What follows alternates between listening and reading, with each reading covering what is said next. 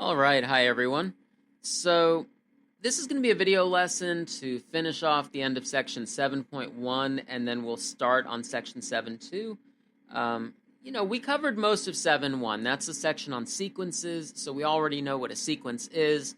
We know what it means to say that it converges or diverges, but we have just a little bit left to finish off on this section. And I'll just say, I apologize in advance if I have a little bit of a sore throat, but I think we'll get through this. So, what we want to look at is a question. Question: for which constants, lowercase r, does the sequence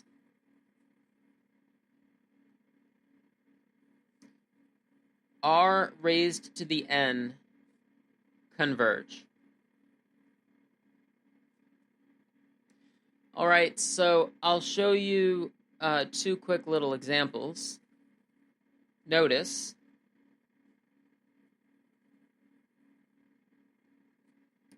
if r is the constant 2, for example, then we could write the first few terms of this sequence. We would get 2, 4, 8, right, just powers of 2. We might have even looked at this sequence, or we've seen sequences like it, and we would say that this diverges, right? It looks like as n goes to infinity, this sequence just grows and grows and grows, and it diverges towards infinity. But to give you another example, what if the constant r were instead 1/2? You could write out the first few terms of that. First term is 1/2, and then 1/4, 1/8, 1/16. All right, so look at what happens to these terms as n goes to infinity. This converges. This sequence converges to 0.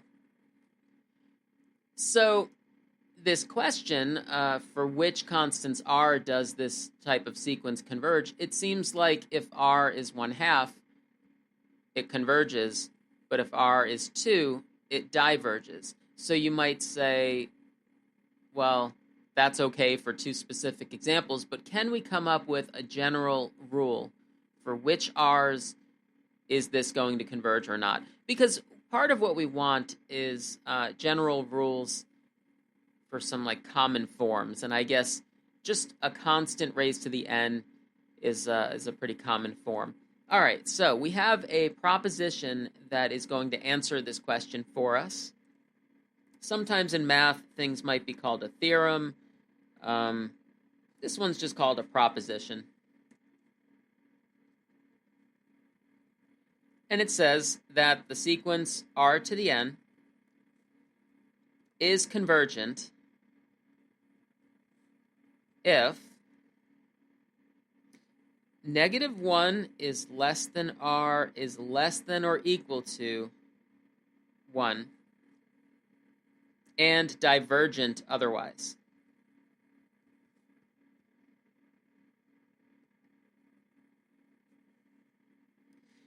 And there's another line to this specifically.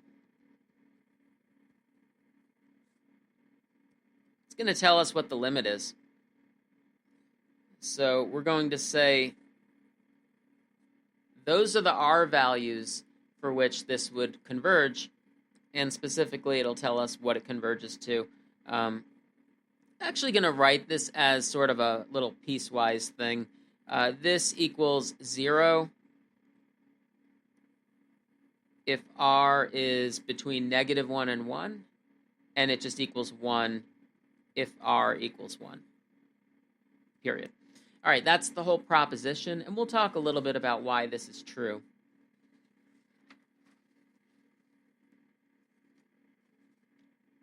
All right, so notice this is what really counts, is it's telling us this is the answer, this is the interval of r values where this kind of sequence would converge. And it looks like in almost every case it would converge to 0.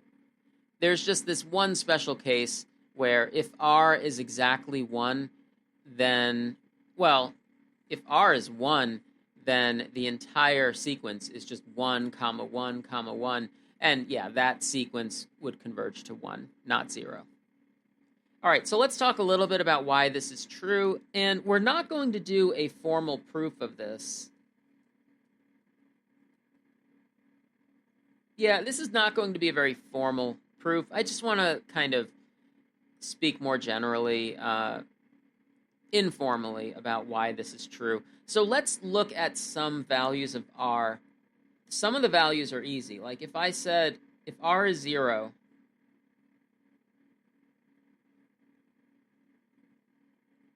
well, then this converges to 0. There's not really much else to say about that. And if r is 1,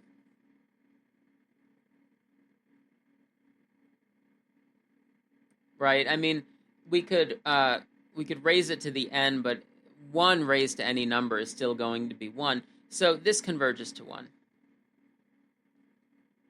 So that takes care of those two cases. Let's look at, what if r is -1? Now, the proposition claims that if r is -1, it should diverge, right? Because -1 is not included here. There's not a less than or equal to. It's just a less than.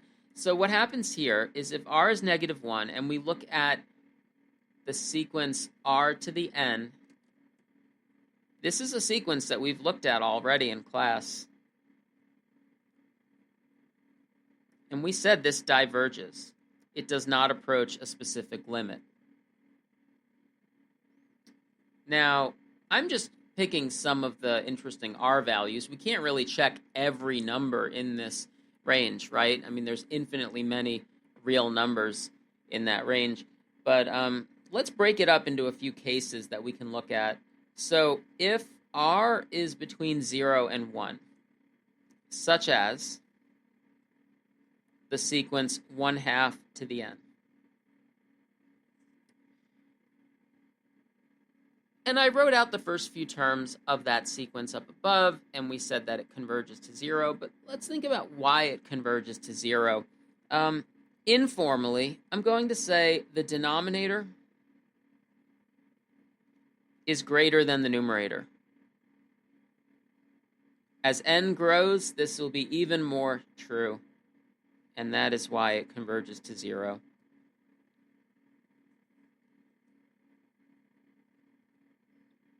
Let's look at the case where r is greater than 1. That was the other example I gave, such as 2 to the n. I didn't really need those parentheses there. Or you know what? How about this? What if it was a fraction? What if it was like 3/2 to the n?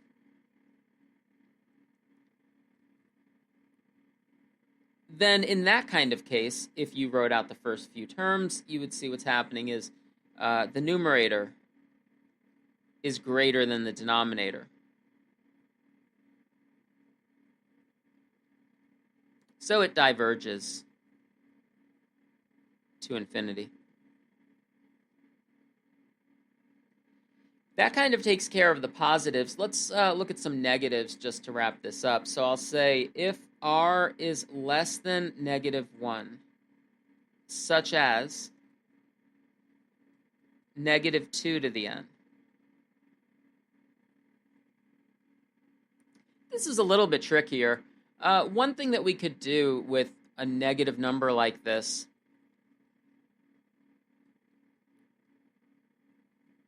I could just take that expression and sort of break it up into -1 to the n times 2 to the n.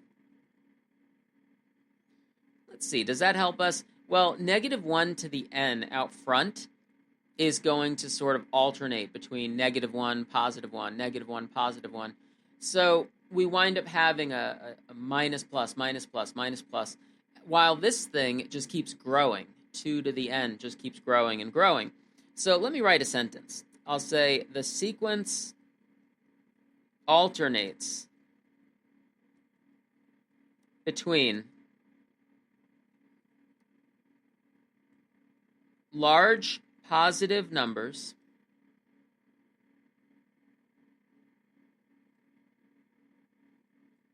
and large negative numbers.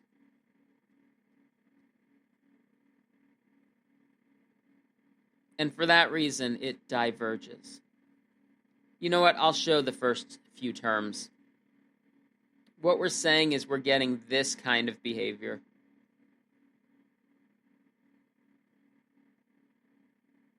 Do you see how a sequence like this has to diverge? In one sense, it feels like these numbers just keep getting larger and larger, right? While the sign is alternating, minus, plus, minus, plus, minus, plus, but the numbers themselves are growing very large, so this diverges. It actually doesn't diverge to infinity or negative infinity, right? We can't really say that this limit equals infinity, and we can't say that this limit equals negative infinity. Really, you would just say this limit does not exist, and just say the sequence diverges. So yeah, negatives can be a little strange. And then I think there's only one more case that we didn't really capture in any of these.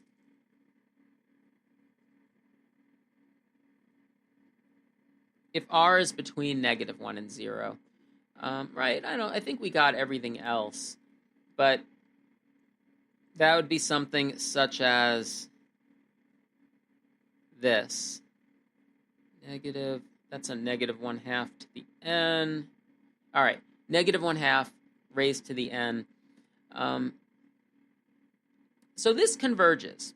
This converges. Now, the closest thing that we have so far on our page would be this one, the +1/2 to the n. We said that that one converges to 0, and I made up some kind of informal explanation having to do with numerators and denominators. But when there's a minus sign out front, does that change things? Well, I want to say that it converges to 0. Technically, I'm going to say it's by the corollary to the sandwich theorem. Remember, that was the one that said that the limit with absolute value, that if this limit equals 0, that implies that this limit must also be 0. And that's what's happening here, is that if you put absolute value around the terms, it turns into this other case that we already discussed. So when you put absolute value around it, it's this case, and it converges to 0. Therefore, it must also converge to 0.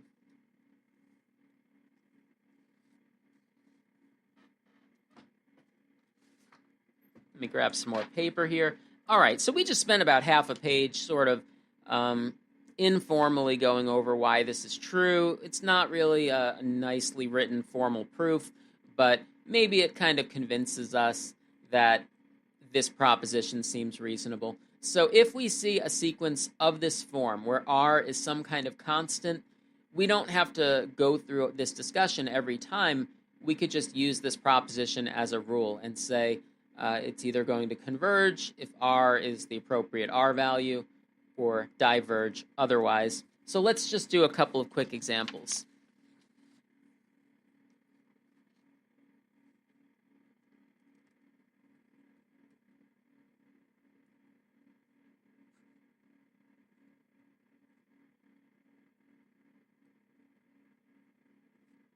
All right, a couple of quick examples. By our proposition, you know what? I'll just write a few of these, and then you can decide which ones converge and which ones diverge.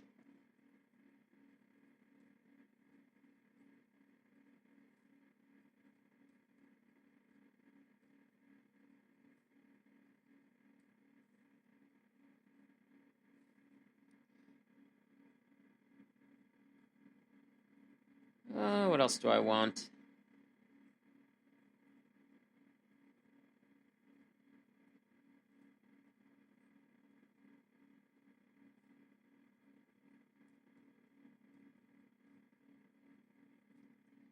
All right, if you want to, you could pause the video to answer these 6 things and then check back with me. All right, but these should be pretty fast. We're just going to say whether these converge or diverge, and I think that we've already answered some of them. This converges to 0.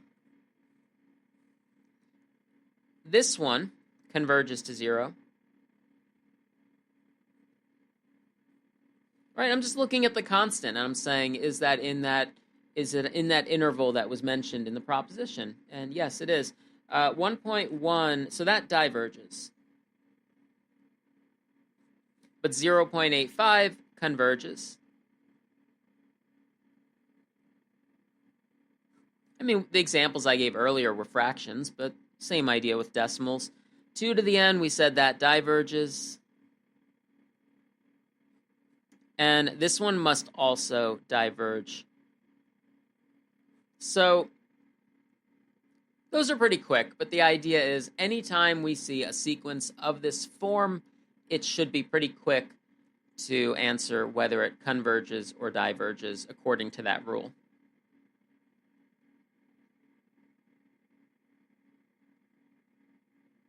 All right, now we're ready to start on a new section. This is 7.2, which is infinite series. And, 7.1 was about sequences, which are sort of an infinitely long list of numbers. And infinite series are a little bit different. I want to start this section with a claim.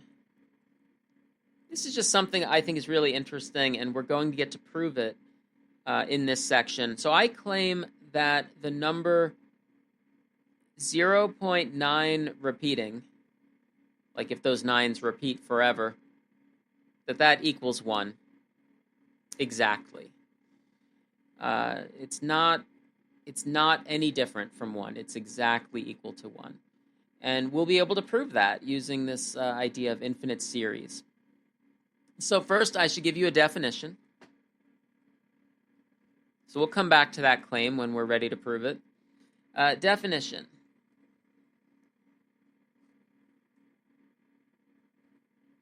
If we add the terms of a sequence together, we get,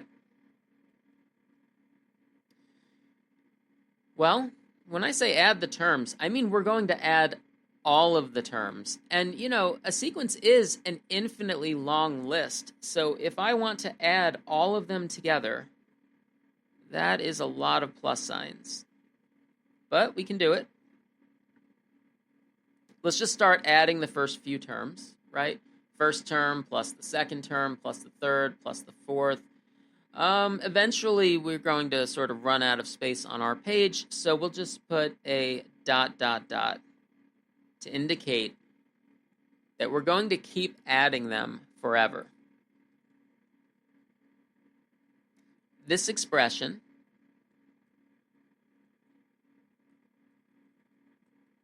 which is denoted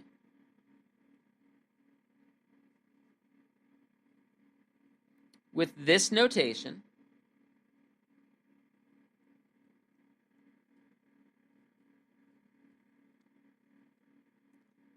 is called an infinite series.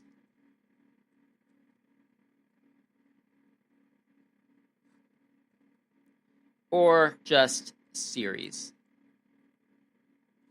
We'll sometimes just call it a series, and it will be understood that what we're talking about is an infinite series. All right, so it occurs to me that maybe I should say a quick thing about this notation here. So this is the Greek letter sigma, and this is sometimes just called sigma notation. And you may have seen it before. We use that when we talk about things like area under a curve, kind of calculating area by using rectangles. Riemann sums is another phrase that gets used. So you may have seen that before, but why don't I just do a quick thing about that sigma notation. I'll just make something up here.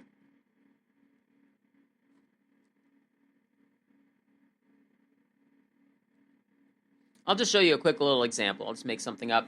So if I were to write,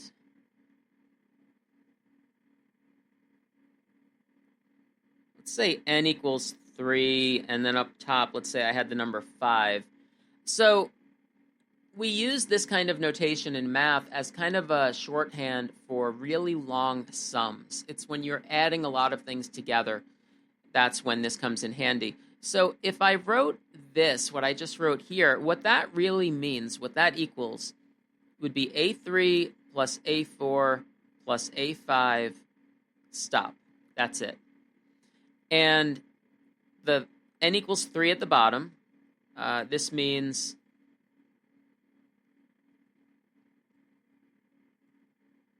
start at A3. And the 5 at the top,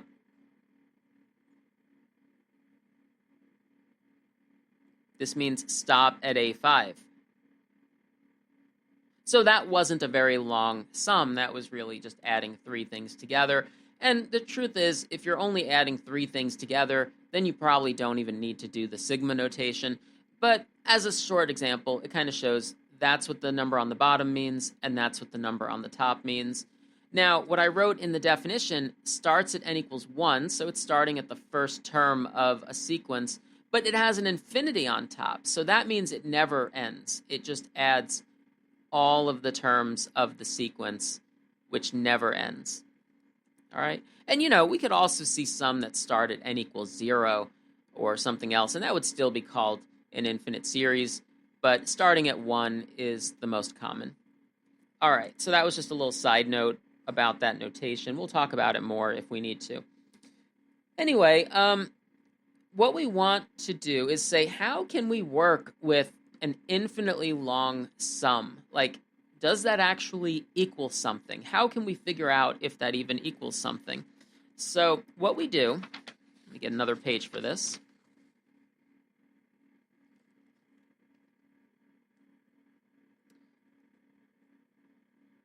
To work with a series, we can look at what are called partial sums. All right, so the idea is the entire sum is infinitely long. So what if we just look at part of it? And we're going to label those with a lowercase s. So S1 would just be the sum of the first 1 terms. That's just A1. S2 would be the sum of the first 2 terms. S3 is the sum of the first 3 terms.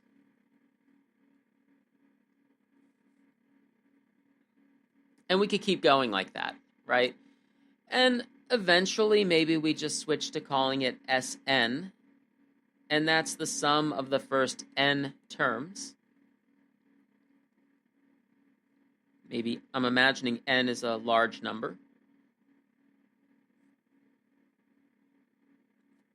But eventually, there's some. Oh, you know what? I wrote Sn there. I should have made that an An. Let me fix that. Got my white out. An. All right. A1, A2, A3, all the way up to An. So, this is one way that we could try to figure out what is happening with a series. So let me put some stuff off to the side here. These partial sums form a sequence.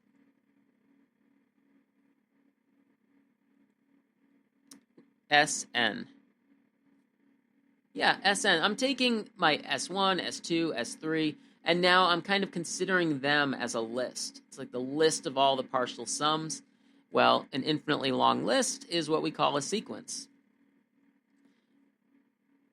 If the limit of Sn equals, we need to call this something. I'm just going to call it lowercase s. If the limit of this sequence equals s, in other words, if Sn is a convergent sequence,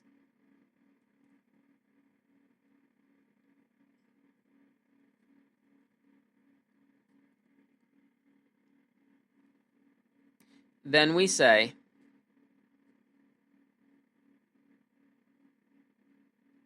that this infinitely long sum equals S. And this is called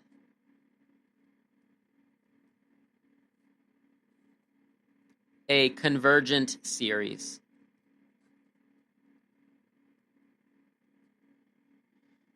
All right, so this was us building up to this idea of what it means for a series to be convergent. So a sequence is an infinitely long list, and a series is an infinitely long sum. Now, sometimes with a sequence, it was helpful to look at the first few terms.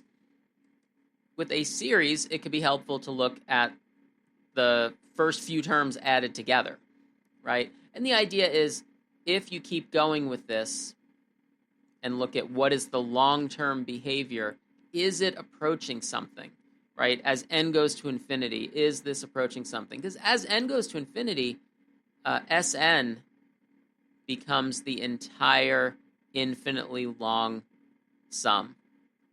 And if that's actually equaling something, then we will call that a convergent series. I'll also say otherwise, it's called a divergent series.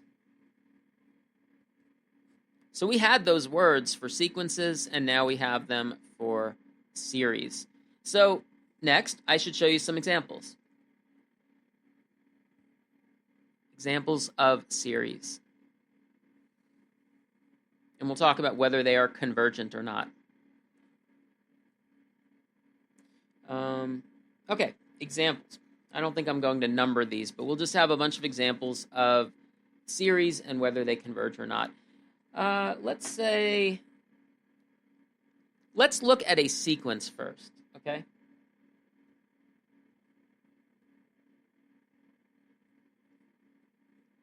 So I'm going to say this is a convergent sequence. I'm not really saying anything. I hope I'm not saying anything shocking here, right? Like, this is a convergent sequence because all of the terms are 1. So if I looked at the limit of the terms, it would also be 1. So this sequence converges to 1. But if I look at adding up all of the terms, what happens, right? What does that add up to? Well, that would just keep growing larger and larger and larger, and that would just diverge to infinity. So this is a divergent series. So in that first example, I'm trying to show you that you could have a sequence that converges, but when you add all of the terms together as a series, it might diverge.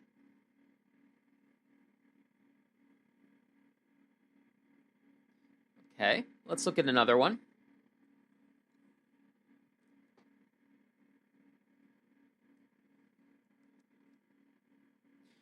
Let's consider what I just wrote here is going to be a sequence.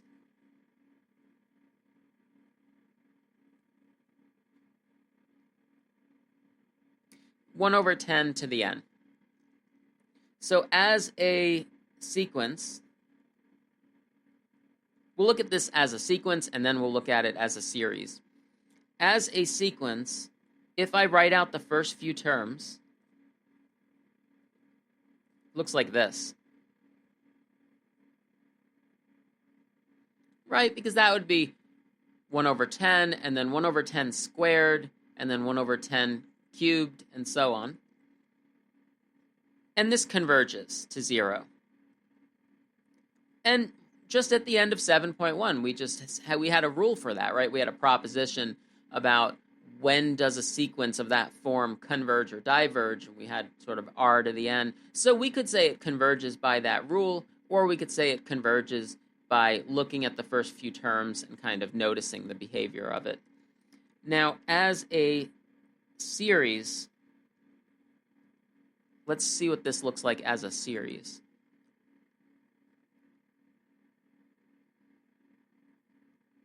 So in our definition of series, I wrote it this way.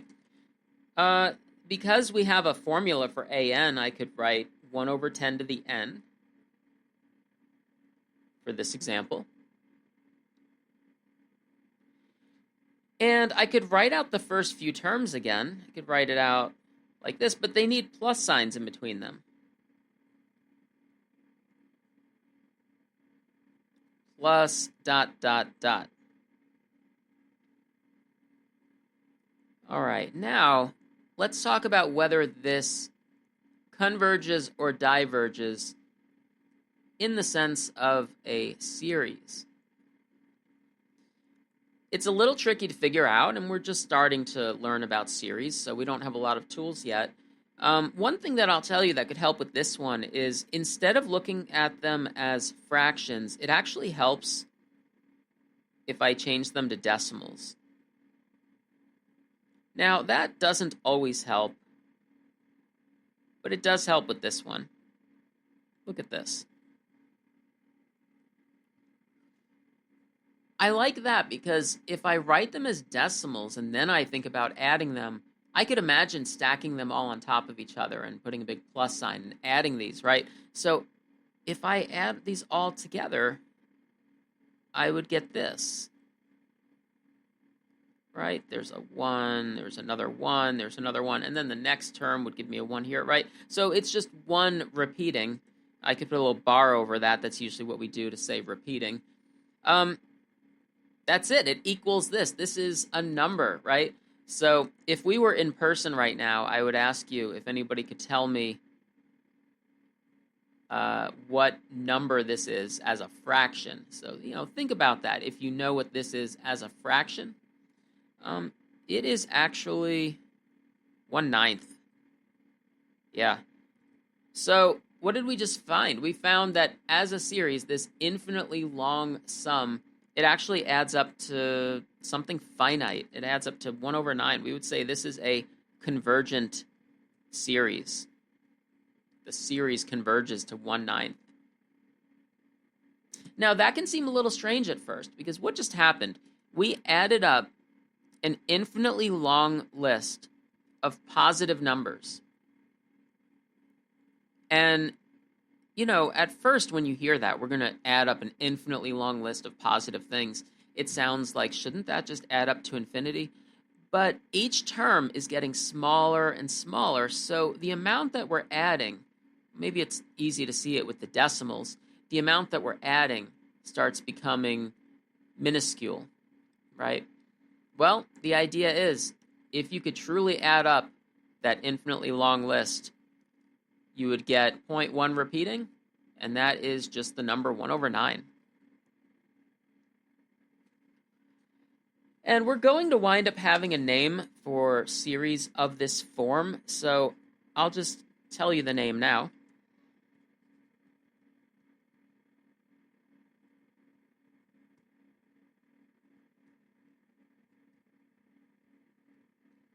This is an example of what we're going to call a geometric series.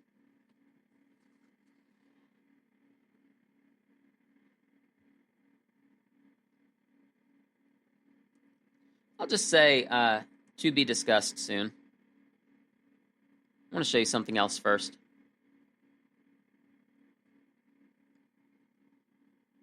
All right, so we'll have an actual definition for geometric series in just a minute.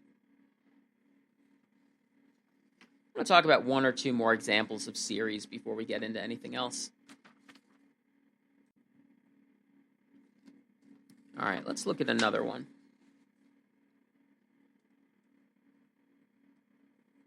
So right now, I just want us to see different examples of series, but the main question is going to be, does it converge or diverge?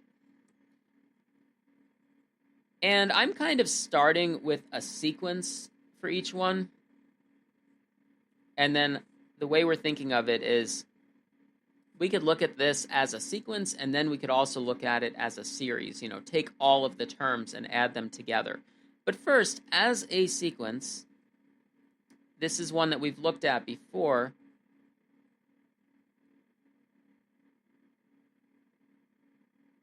Right, -1, +1, -1, +1. We saw this in 7.1, and we said this is an example of a divergent sequence. Well, let's see what happens as a series. Is it divergent? Is it convergent? So we would write out this sigma notation. And maybe we'll write out the first few terms and we'll do plus signs in between them. You know what? Let's be careful to make sure we're getting things clearly as negatives and positives. So I think I'll do some extra parentheses here to sort of emphasize each term.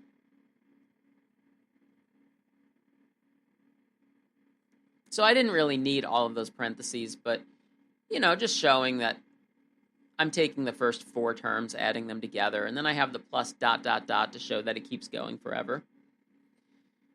I think when we look at it this way, it's a little hard to tell what's going on, like the long-term behavior. If I add up this infinitely long list, it's kind of hard to say, isn't it? On the one hand, it feels like the negative ones and positive ones might be canceling each other out.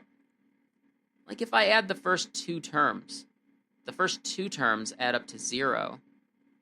But then as soon as you add the next term, it's no longer a 0 anymore. So here's what we'll do. If I'm talking about adding up the first few terms, I'm really talking about partial sums. So let's write that. Partial sums is what I'm thinking. S1 would be add up the first one term. Well, that's -1. S2 would be if you added up the first two terms. That's what I was just thinking out loud. That would be 0, right? S3, I have the first three terms. That's -1.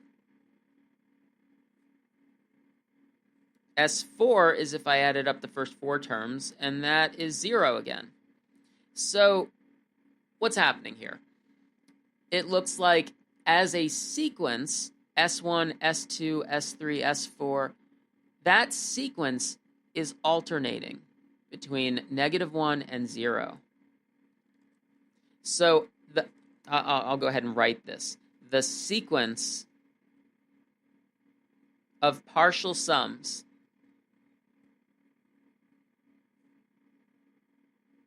is a divergent sequence, right? Because it's just alternating -1, 0, -1. That's never going to settle onto any one particular number. So the series diverges. By definition, that means the series diverges. It never quite gets to any one particular number. And that's kind of a really weird series if you think about it.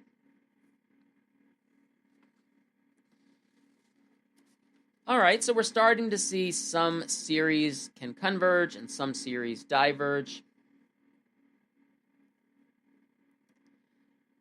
Now, a few minutes ago, I mentioned this phrase geometric series, so let's get back to that.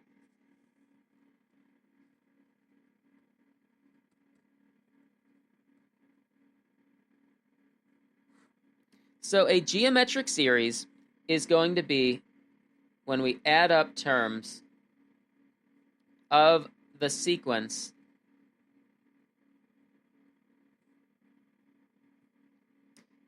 A times R raised to the n minus 1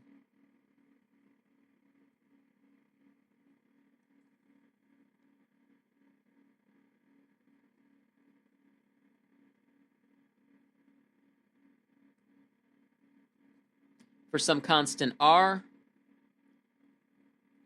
and some non-zero constant A.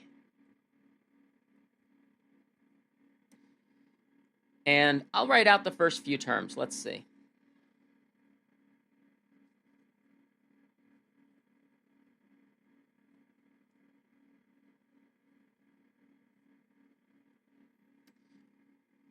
In a minute, we'll look at some specific examples where A will be a number and R will be a number. But for now, let's leave them as letters, and let's imagine what this would look like. The first term would happen when n is 1. When n is 1, this would be a times r to the 0. But r to the 0 is 1. So a times 1 is my first term.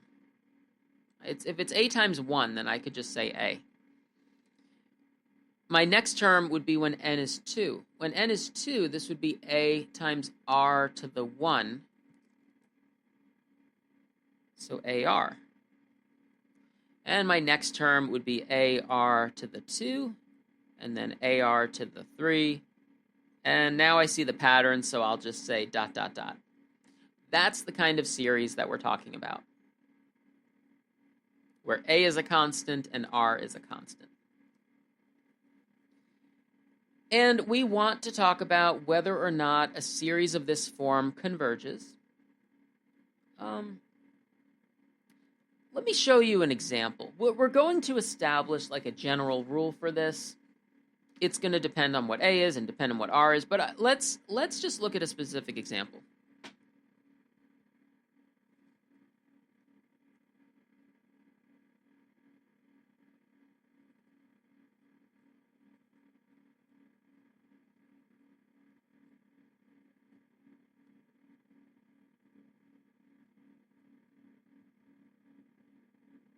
All right, I just wrote out some terms, and at first glance, you might not even really see a pattern here, but believe it or not, this is a geometric series.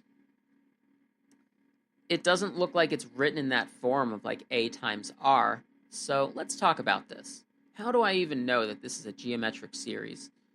I do see some kind of pattern starts here with this 4, 8, 16, so I'm thinking the next one might be 32. And then I notice the 3, 9, 27. Those are powers of 3. So there's like powers of 2, powers of 3. Okay, so maybe something's happening there.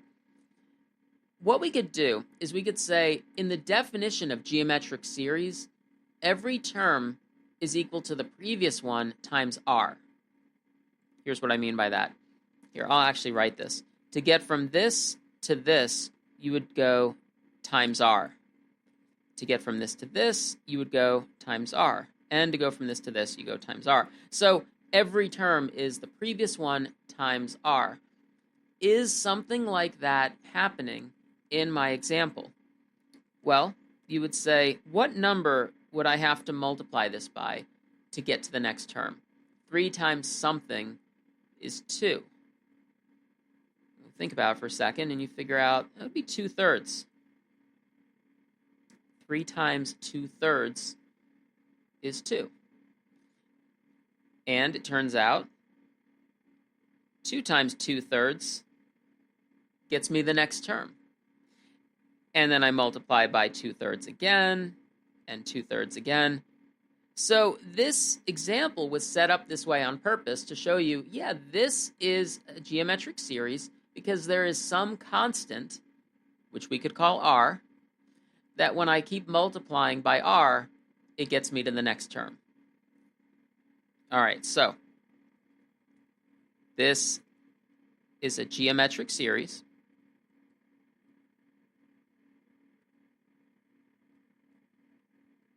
With r equals 2/3. How about this? I'll ask you, I know this is a video, but you could always pause it and think about this. Can you figure out what a is?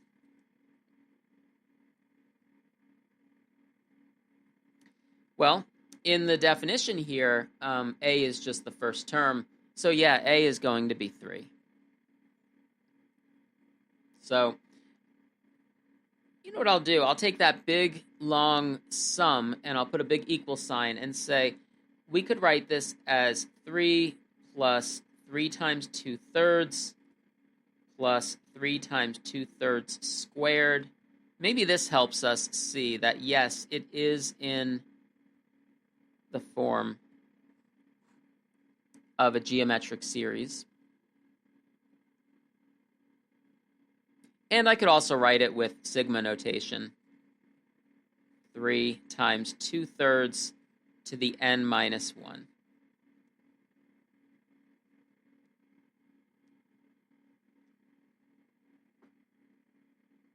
Now, I haven't told you yet, I haven't really told you, does this particular series converge or diverge? So let's talk about that next. Let's talk about sort of a general rule for when does a geometric series converge. All right, let's get a new page for this.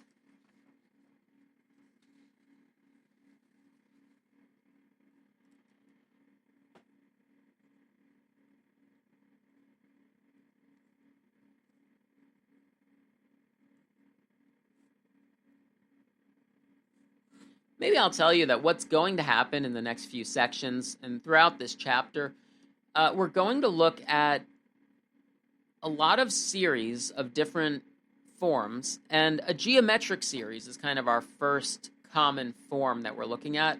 So we want to look at series, and we want to figure out whether they converge or diverge, and geometric series is just our first big case that we're focusing on.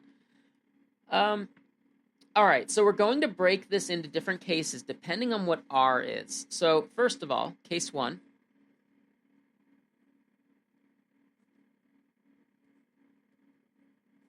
Let's suppose R equals 1. Now, just a minute ago, we wrote the general form of a geometric series, and maybe you could look at it and ask yourself, what would happen if R were 1?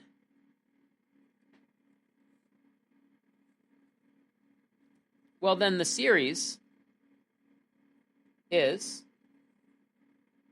A plus A plus A plus A, right? I mean, A times 1 plus A times 1, and so on. And this is divergent.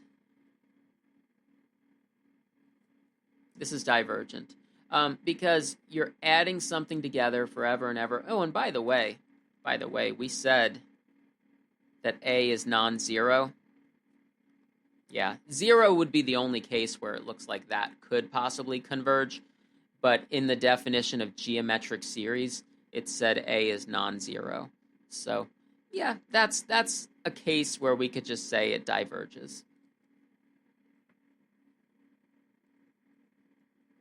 All right, now that we have that out of the way, case 2 will be if R is not equal to 1.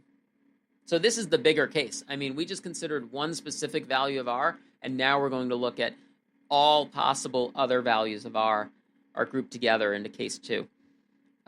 In order to answer whether this converges or not, we're going to look at the partial sums, because technically that's what decides whether a series converges, is looking at the partial sums. So I'm going to say then the nth partial sum is. We wrote out a few terms a few minutes ago. We could write them again. A plus AR plus AR squared, right? Now, I'm going up to n, so what I'll do is I'll say dot, dot, dot, but eventually we get to the stopping point, okay? All right, now, this next step that I'm about to do is a little strange, and just big picture, what we're doing right now, we're trying to derive a rule for when does a geometric series converge and when does a geometric series diverge. And sometimes in math, when you derive things, there's some strange steps that would be hard to come up with from scratch. So I wouldn't ask you to come up with this from scratch, but hopefully once you see it, you can follow along. I actually think this is really cool. We're going to take the line that I just wrote and multiply both sides by r. And, you could do that to an equation as long as you do it to both sides, right? Multiply both sides by r. So the left side became rsn. And then I'm multiplying every term by r. So ar becomes ar squared becomes ar cubed, and my last term becomes ar to the n.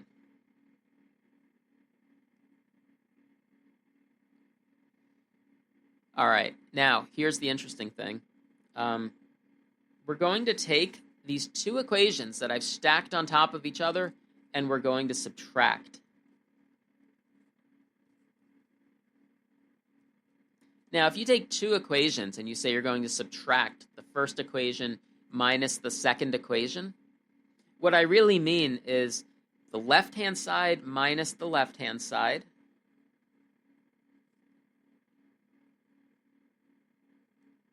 equals the right-hand side minus the right-hand side. Now, if I take this right-hand side and subtract the other right-hand side, a lot of terms are going to cancel, right?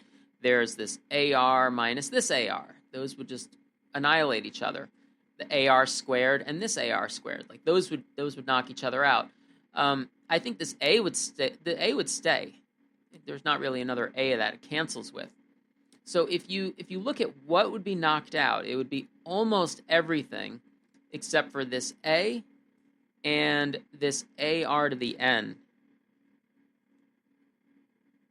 So that's kind of a strange step, but it does work. All right, now we're going to take this and rearrange.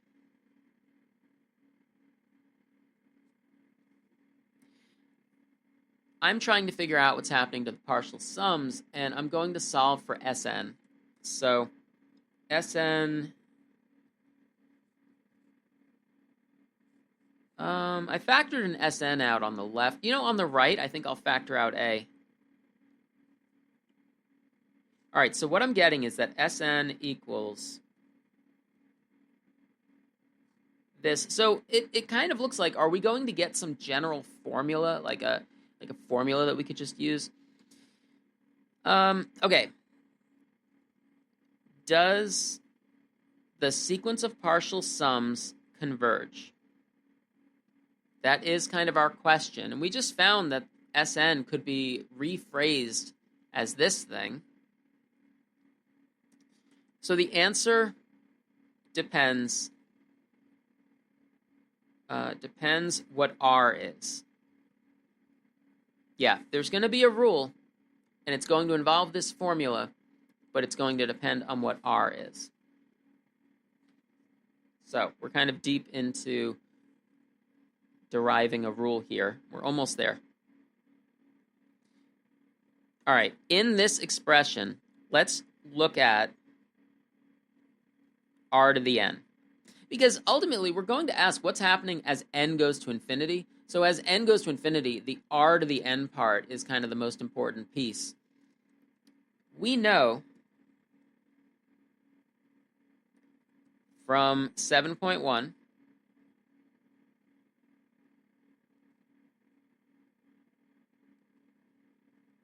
if R is between -1 and 1,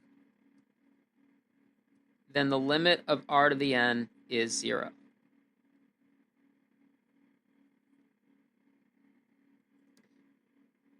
Then, if R was in that range, then this piece becomes 0.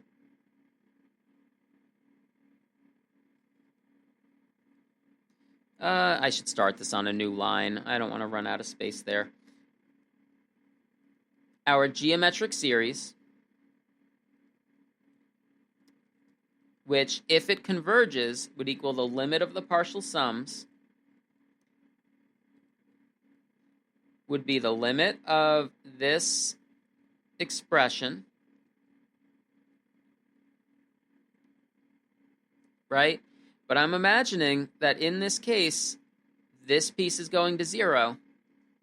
So all I'm left with is A over 1 minus R. Now, I'm about to go back and circle something and kind of highlight, what did we just find? We did just find something important. All right. We just found if R is in this range, the series converges to this. Maybe we'll summarize this after we finish it. We're almost there. Otherwise,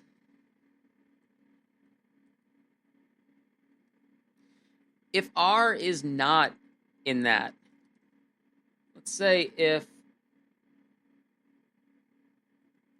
How do you want to say that? Do you want to say if r is greater than 1 or r is less than -1? I think a nice way to summarize that is to say if the absolute value of r is greater than 1. This is kind of the opposite of this, right? Let's say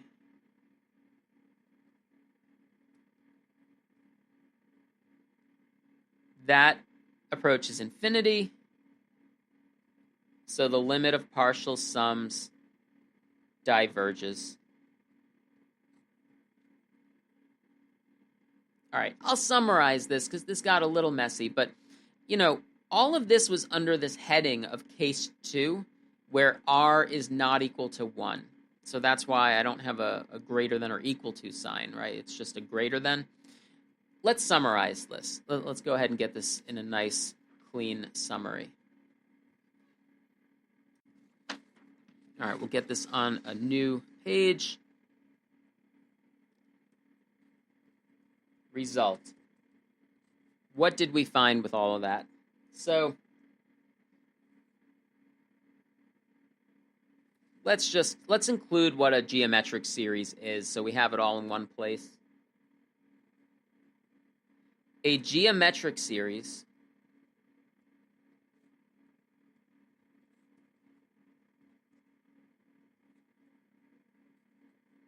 is a series of this form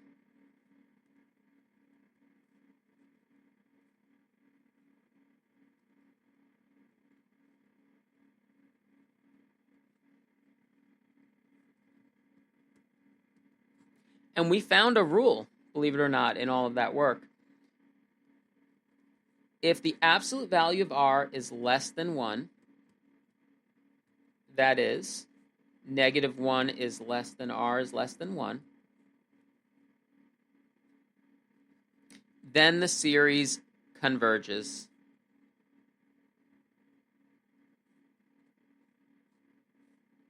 To a over 1 minus r. Otherwise, the series diverges. All right, let me give you a chance to see that.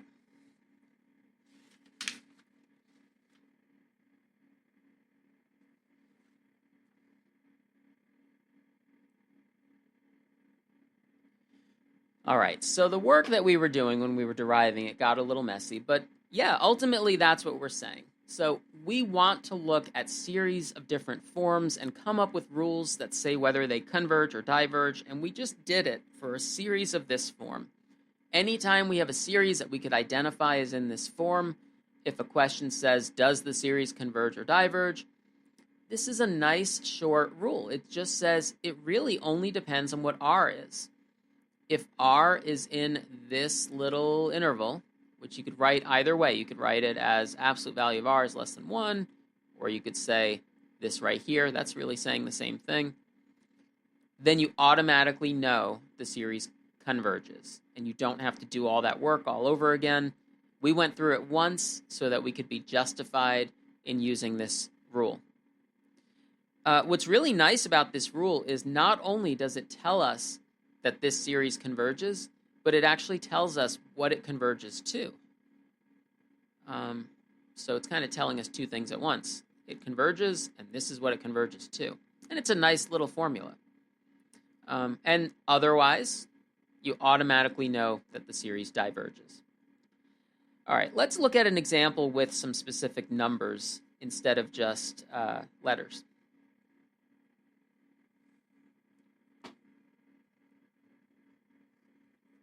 All right, example.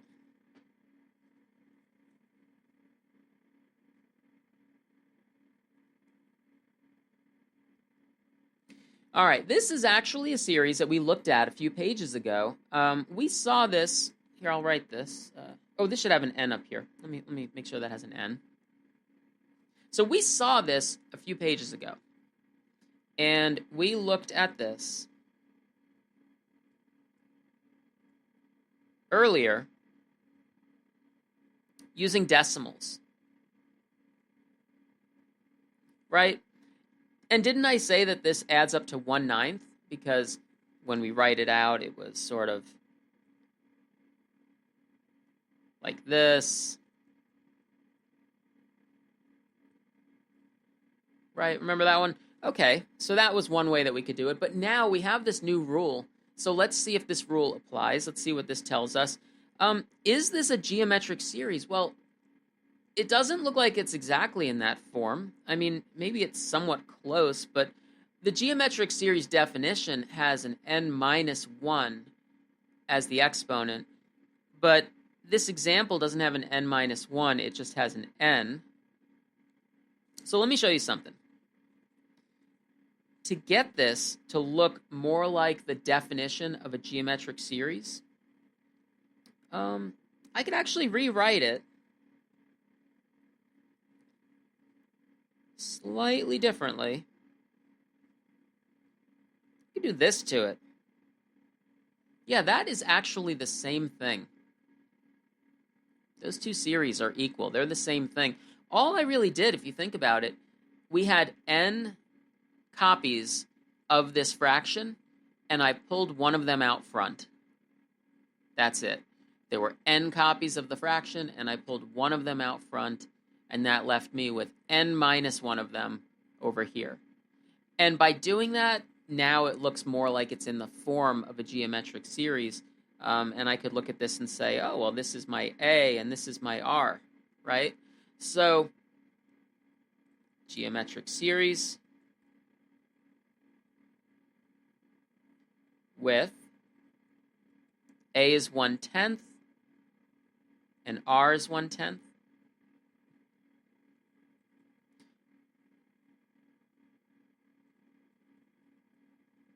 According to the rule for geometric series,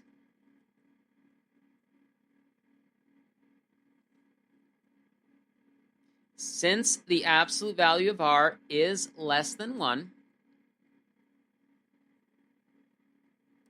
the series converges to A over 1 minus R. Let's put in the A and the R and see what it gets us. A is 1/10. R is also 1/10.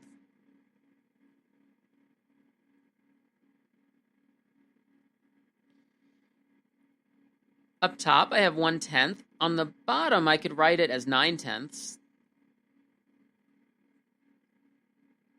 And if you simplify that, you do, in fact, get 1/9. All right? So this is how we could use that rule. Earlier, we kind of did some kind of argument involving decimals and adding them up, and it looked like 0.1 repeating. 0.1 repeating, I kind of recognized as like a familiar fraction and said, oh, that's the fraction 1 over 9, just something I remember. But yeah, this is another, maybe even more rigorous way to say, yes, this does equal 1/9. So this series, this infinitely long sum, adds up to exactly 1/9 by this rule. And this is how we would usually do these. We usually won't be able to answer anything with decimals. We would usually want to use a rule like this. So in this chapter, the most common question is probably going to be, here is a series, does it converge or diverge? And show work to justify your answer. Why does it converge or why does it diverge? So writing some words, writing some sentences can help explain, I clearly answered that it converges. I found what it converges to, but I also, in the process of doing this, I explained why I know it converges.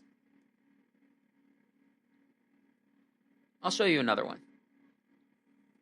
Or you know what? You could try this one. How about that? I'll write a problem, and then you could kind of pause it and give it a try.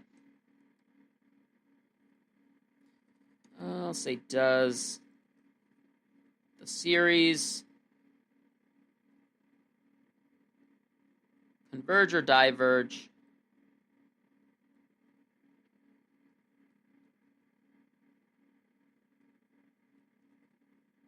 if it converges, find the sum.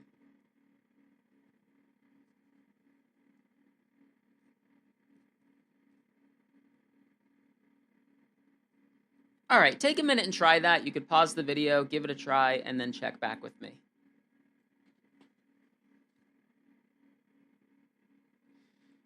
All right, so I might write a little bit less for this one. It's very similar to the other one. I would take this and actually rewrite it as 1/2 and then 1/2 to the n minus 1 to get it into that nice familiar form of a geometric series. From this, I could see that a is 1/2 and r is 1/2. Maybe I'll say off to the side, let's say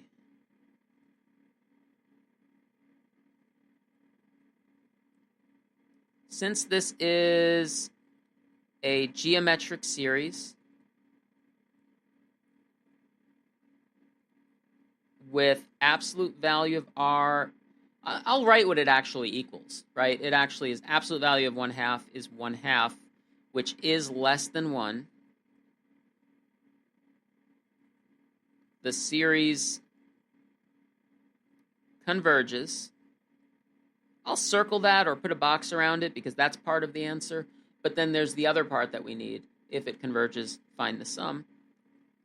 It converges to a over 1 minus r. So let's figure out what this simplifies to. 1/2 over 1 minus 1/2.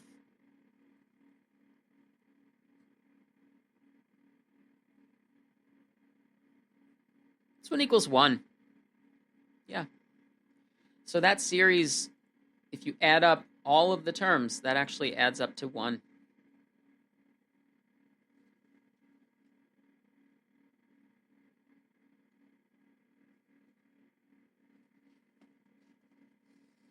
All right, I have one more thing to show you for this video.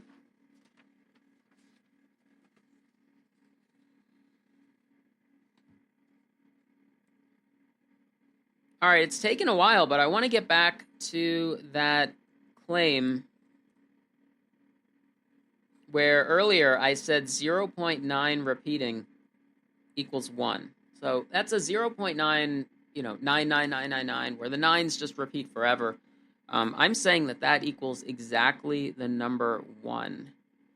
And, that's something that when people first hear this, sometimes it seems sort of disturbing or troubling. Like, are those really equal? Because doesn't 0.9 repeating seem like it should be a little bit smaller than 1? But no, I'm claiming it is not smaller than 1. It is exactly 1. So let's see what we can do here. First of all, I guess I'll say because. 0.9, I'll write a few 9s. 0.9 repeating could be written as 0.9 plus 0.09 plus, right? I mean, this seems reasonable, that you could just take the 9s, separate them out, and it's still equal to this, right? I'll put a dot, dot, dot. So when I do this, I'm kind of turning it into an infinite series. So if I could show you that this series equals 1, then we will be done. Now, earlier we had something that was written as fractions, and I think we turned it into decimals. This time I'm going to go the other way around. We have decimals, and I'm going to turn them into fractions. I'm going to say that's 9 over 10, that's 9 over 100, and 9 over 1,000. Okay, so fractions are actually what I want to work with here.